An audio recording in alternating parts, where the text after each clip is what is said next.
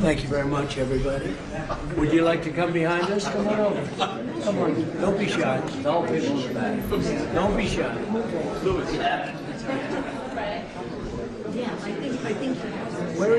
Where's Erica? She's right. Just so your name is Always a producer. You can't be on this side of the press. Okay, so we'll do it. You get behind her. Thank you very much, everybody. You stand in front over here. Goes over there. Okay. Jeanette, stand in front. Judge Janine, Chief Protocol. Thank you. Now, don't tell Monica. She's a strong leader. She just made television. She's tough, sir. Okay. Thank you very much, everybody. It's an honor to be here for our friend Sergio Gore.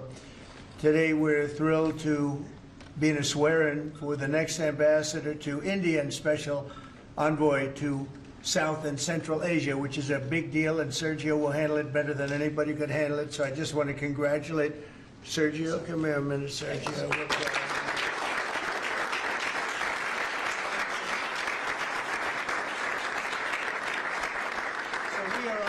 Joined this afternoon by our great Vice President, J.D. Vance. Thank you, J.D.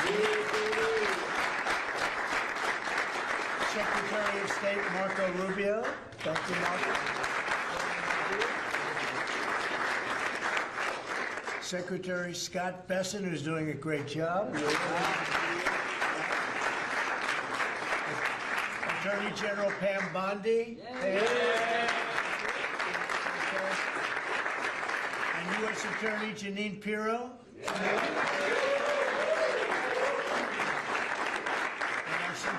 D.C. is a very safe place, Janine, right? Very safe place, so we got to keep it up. Yes.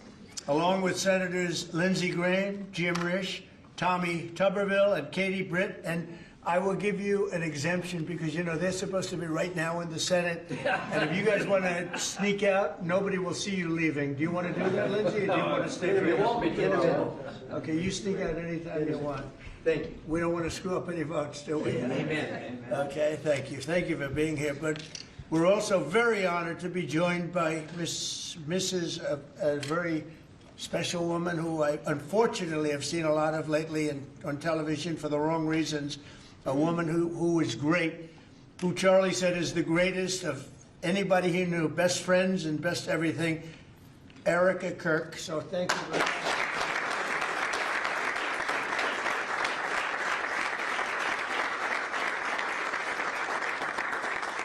And as Erica knows, another special woman, Laura Ingram.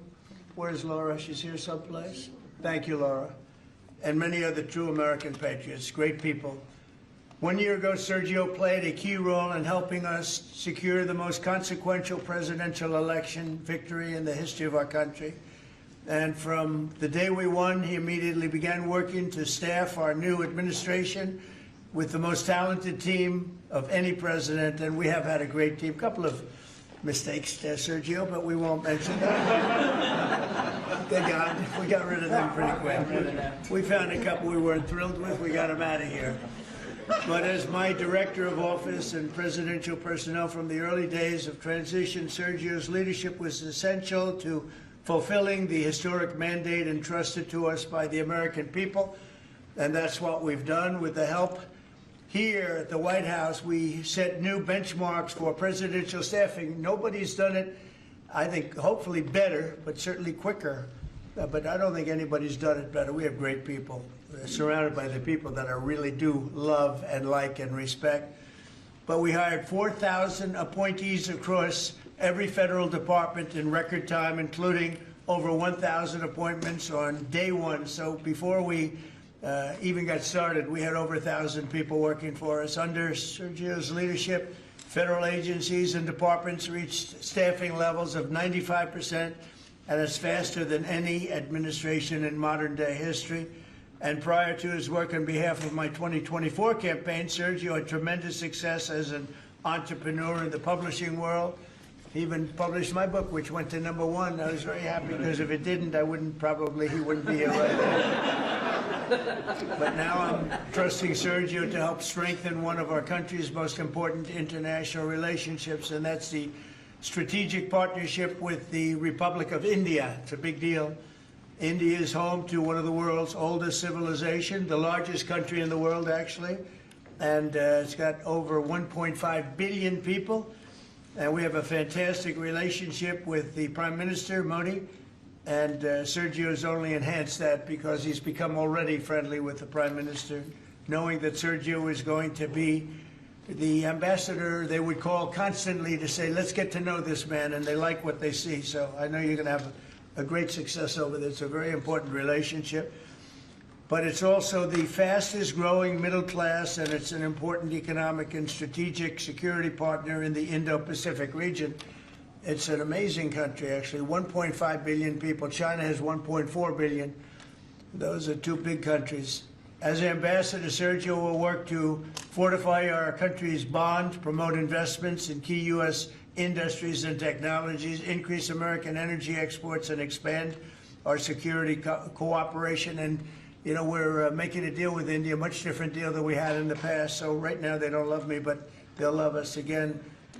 We're getting a fair deal, just a fair trade deal. We had pretty unfair trade deals. They're very good negotiators, Sergio, so you have to take a look at that, if you would, please. But we're getting close, Scott. I think we're pretty close to doing a deal that's good for everybody, right? In the old days, do you think Biden would ask that question? I don't think so. They'd say, how are we doing with India? He didn't know about India. He didn't know a damn thing. But that's okay. We had him. Likewise, in Sergio's role as special envoy to South and Central Asia, he'll be a key emissary to a very important group of nations at the crossroads between East and West. And last week, I was honored to host the leaders of 5 Central Asian countries here in the White House, and Sergio will be helping with all of that. We had an amazing meeting the other night at the White House, and I'm confident that Sergio will do an outstanding job and make our country and all of his friends very proud. But I'm very proud of Sergio. I've known him for a long time, and he's a great guy. And most people love him. Some people don't like him so much. I'll be honest with you, Sergio. Some people, when they don't like Sergio, they don't like him. But when they like him more than anybody. But most of them really are the like category. And I just want to say that I think he's going to be an outstanding representative for the United States of America. And it's a big deal. Being the ambassador to India is a big deal. So, Sergio, congratulations. I know you're going to do a fantastic job. Thank you. Sergio.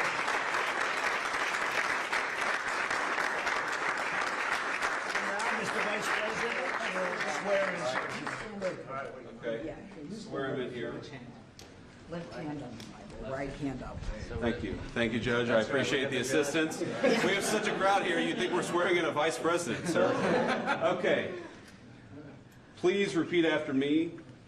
I, Sergio Gore, I, Sergio Gore, do solemnly swear do solemnly swear that I will support and defend the Constitution of the United States that I will support and defend the Constitution of the United States against all enemies, foreign and domestic, against all enemies, foreign and domestic, that I will bear true faith and allegiance to the same, that I will bear true faith and allegiance to the same, that I take this obligation freely that I take this obligation freely without any mental reservation without any mental reservation or purpose of evasion, or purpose of evasion, and that I will well and faithfully and that I will well and faithfully discharge the duties discharge the duties of the office on which I am about to enter.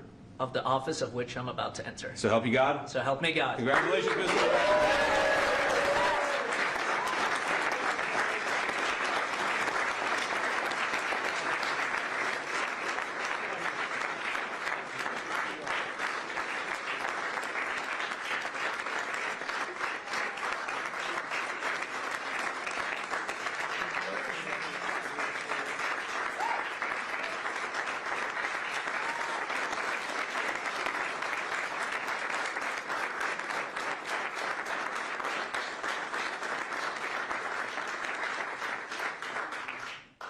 Mr. President, this is an honor of a lifetime. I want to thank first you, what you have done for this country before you came back in, the trouble that this country was facing. I mean, frankly, we were screwed. What you have achieved in 10 months has been historic, has surpassed any other presidency, and I fully believe what you will achieve in the next 3 years will never be beaten. So it has been an honor to serve you. I've been at your side for many years. I will continue to be there. And it's just an incredible honor, and I look forward to enhancing the relationship between our two nations. But again, thank you for entrusting me with this position, and I look forward to doing a great job for you. Thank you very much, Sergio.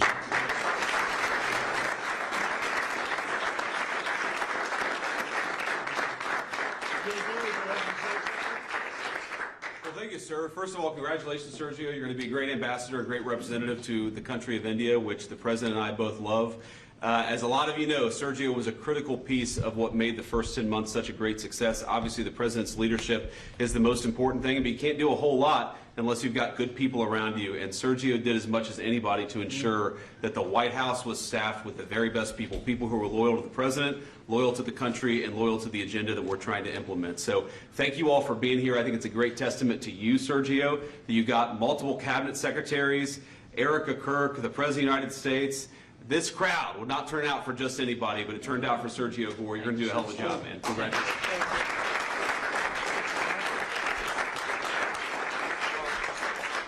Just to echo what Sergio said, Mr. President, you've done a lot for this country, more than any other president has in such a short period of time.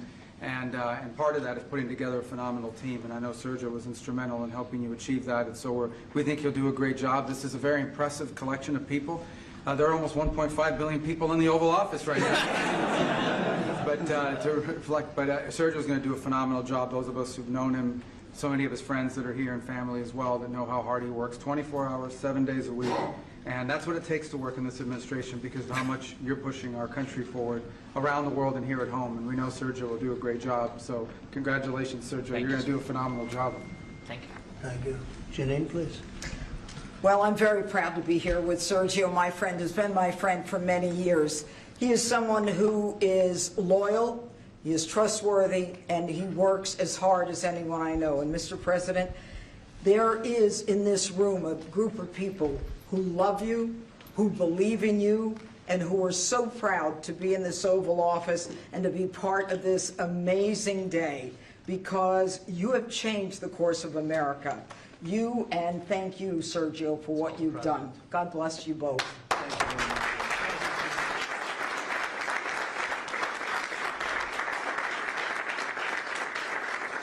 Well, he was also very good friends with a guy named Charlie. We just knew him as Charlie, and his wife, who he loves so much, is here with us. And maybe, you know how close they were together. Maybe, Erica, you could say a couple of words, please. I'm honored to, sir.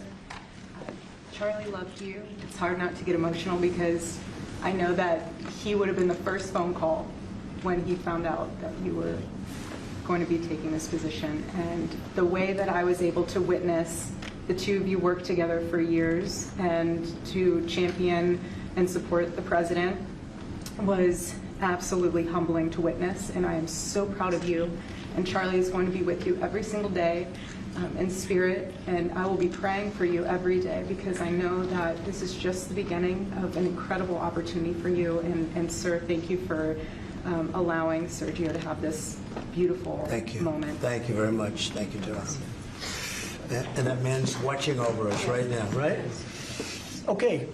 Any questions? You mentioned senators that are here, Mr. President. Do you personally approve of the deal that's happening right now on Capitol Hill to end the government Well, it shutdown? depends what deal we're talking about. But if it's a deal I heard about, that's certainly, you know, they want to change the deal a little bit. But I would say so. I think based on everything I'm hearing, they haven't changed anything. And we have support from enough Democrats.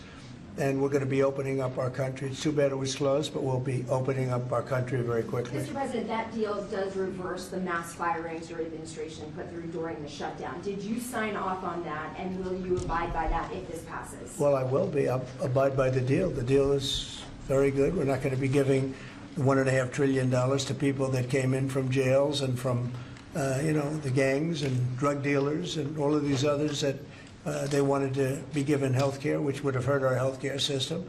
I hope that we're going to be able to have a health care where Lindsay and I were discussing it, Jim and I were discussing it, and Katie, we discussed it.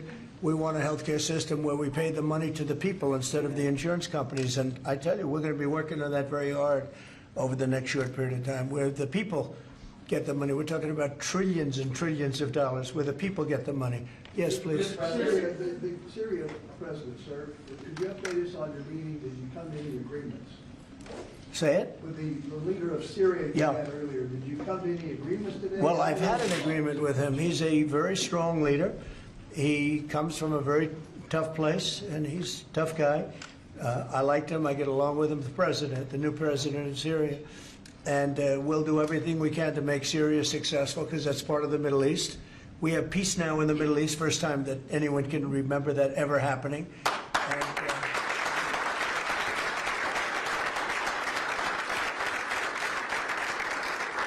as you know, Syria is a very big part of the Middle East, very important part. If you look back at Syria for years, they had the doctors, the lawyers, they had so many of the great intellects. It's an amazing place with great people, and we want to see Syria be successful along with the rest of the Middle East. So I have confidence that he'll be able to do the job, absolutely. How close are you to a deal on a trade deal with India? Are you Right. willing to consider lowering the current tariff rate?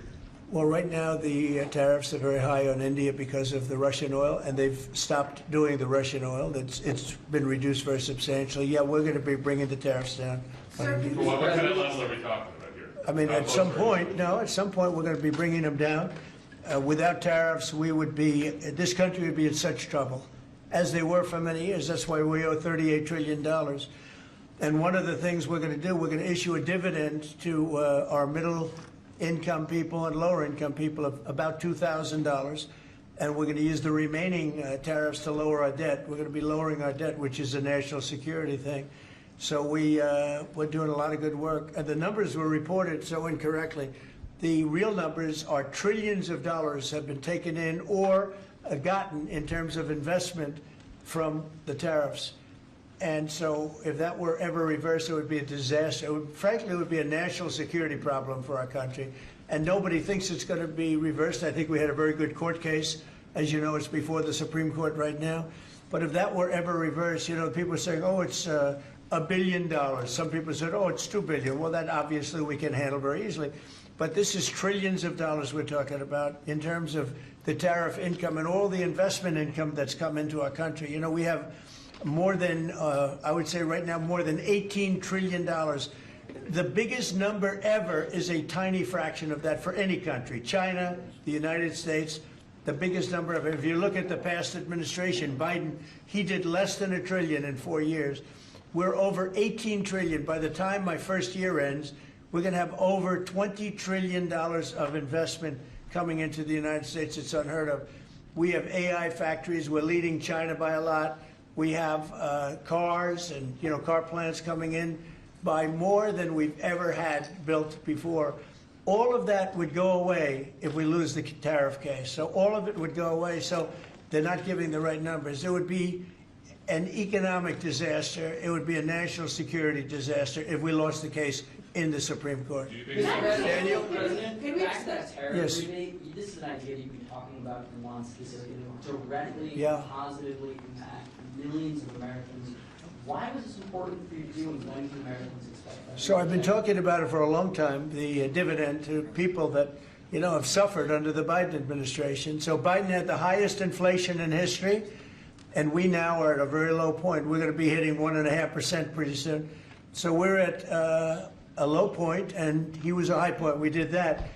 Food prices are way down. It's all coming down. And the biggest decrease, of course, is energy. And, as goes energy, goes everything else. Because when energy comes down, the oil, the electric, I think you're going to see $2 gasoline or something very close to that. In fact, we're already in the twos. But I think you're going to be seeing very soon $2 gasoline. That's like the equivalent of a massive tax cut. But in addition to that, the great big beautiful bill gives you a very, very big tax cut. And then you have no tax on tips, no tax on Social Security, and no tax on overtime for the middle income and for even, frankly, anybody. But you have no tax, and the no tax on tips has turned out to be a tremendous thing. But when you think no tax on tips, no tax on overtime, and no tax on Social Security for our seniors, it's the great big beautiful bill, which has been mischaracterized. But Now people even, they don't want to talk about it because it's so good, the enemy, because it's so good for everybody. It's the greatest piece of legislation ever passed in the history of our country in terms of size. And hence it's called, they call it the big, beautiful bill, or the one big, beautiful, I call it the great, big, beautiful bill. It's an amazing bill for the middle class. It's an amazing bill for jobs. We've never passed anything like it. And in my first administration, so we had the greatest economy. Everything was good, but we're really outdoing it this time because we have investments coming in largely because of tariffs. And I think because of November 5th, the election result. But we have investments coming in like we've never had before. The deal that Mr. President in Syria. Please, behind you. Caitlin, behind you. Thank you, Caitlin. On Syria, can we expect an announcement on a pact between Syria and Israel, or an announcement on them joining the anti-ISIS? Yeah, you can expect some announcements on Syria. We want to see Syria become a country that's very successful, and I think this leader can do it. I really do. I think this leader can do it. And people said he's had a rough past. We've all had rough pasts. But he has had a rough past, and I think, frankly, if you didn't have a rough past, you wouldn't have a chance. He gets along very well with Turkey, with President Erdogan, who's a great leader. Erdogan's a great leader, and very much in favor of what's happening in Syria. We have to make Syria work. Syria is a big part of the Middle East, and I will tell you, I think it is working and really well. We're working also with Israel on, getting along with Syria, getting along with everybody, and that's working amazingly. As you know, Hamas has given us back numerous bodies. It sounds pretty gruesome, but it's something the parents want more than if their son had been living. Hard to believe.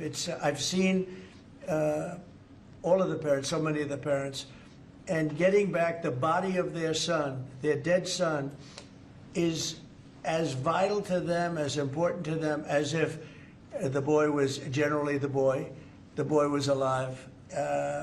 And as you know, over the last 4 or 5 days, we've gotten a lot of the additional bodies that they said they were going to. They've worked very hard to do that. So we have peace in the Middle East. It's a great thing, and nobody's ever seen anything quite like it.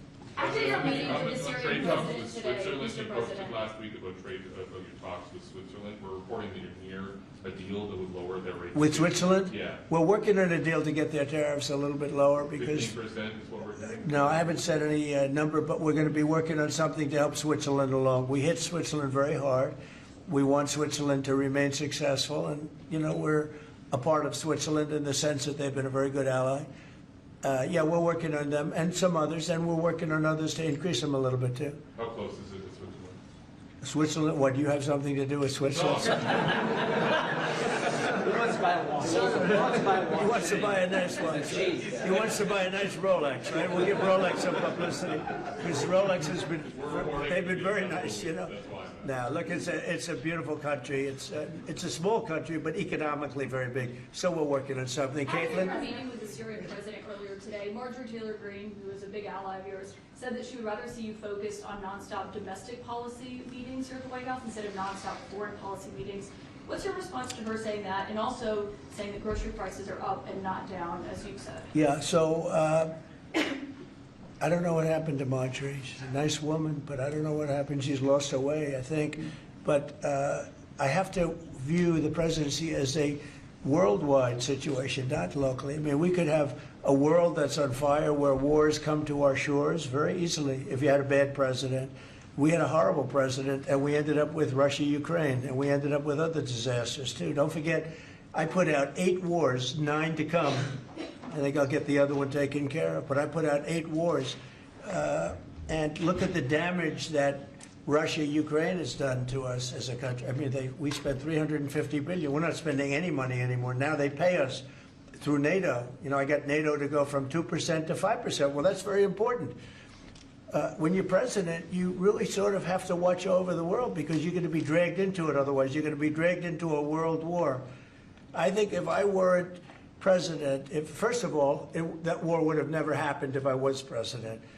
And if I weren't president, that war could have led to World War III. It won't. It's not going to anymore. But when I first got in, I said, wow, this situation could lead to World War III. And I got NATO together. I got everybody together. But with all of that, I passed a great big beautiful bill, which is the biggest tax cuts in the history of our country. So when somebody like Marjorie Taylor Greene, who's now catering to the other side, I don't know what, I guess she's, got some kind of an act going, but I'm surprised at her. But when somebody like Marjorie goes over and starts making statements like that, it shows she doesn't know. I don't devote a lot of my time. Let me give you another example. China. China was going to hit us with rare earth. Now, everybody says, what does that mean? Magnets.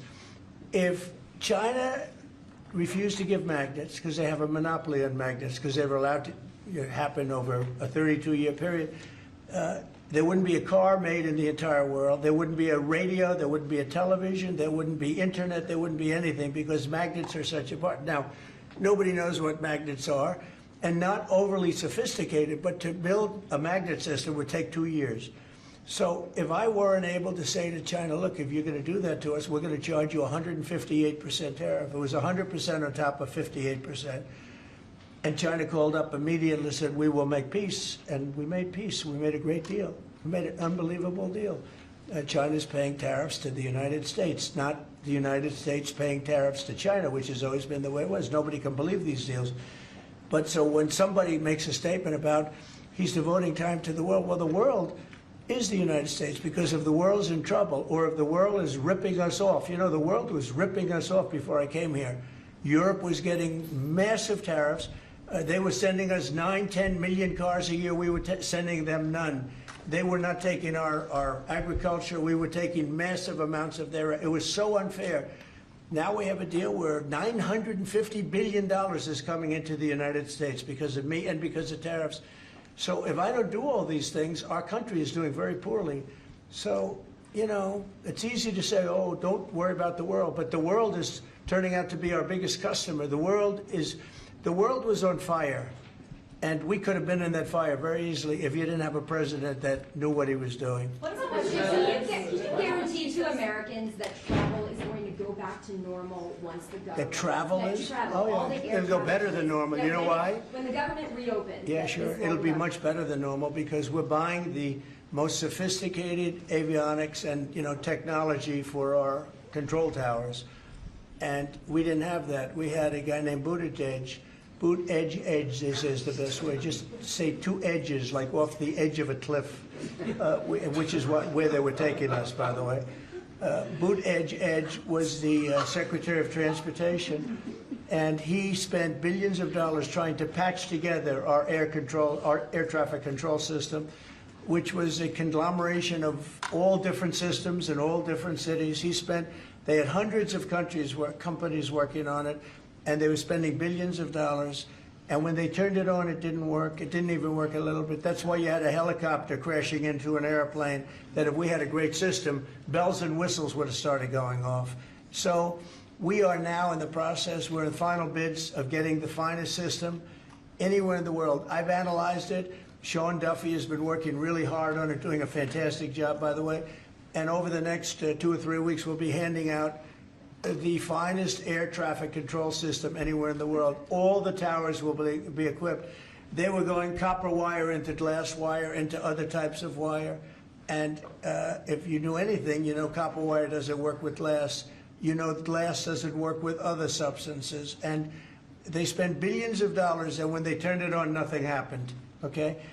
We're getting the most sophisticated, all brand new. Every control tower will have the same exact system. It'll be the most sophisticated system by far in the world. And what we've done is we've looked around other countries and we've taken the absolute best systems in every different form, because there are different. You have lots of different companies like IBM and Raytheon and a lot of great companies.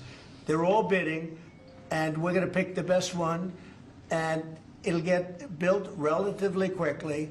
And we are going to have the greatest air traffic control system anywhere in the world. Thank you very much, everybody. Thank you. Thank you.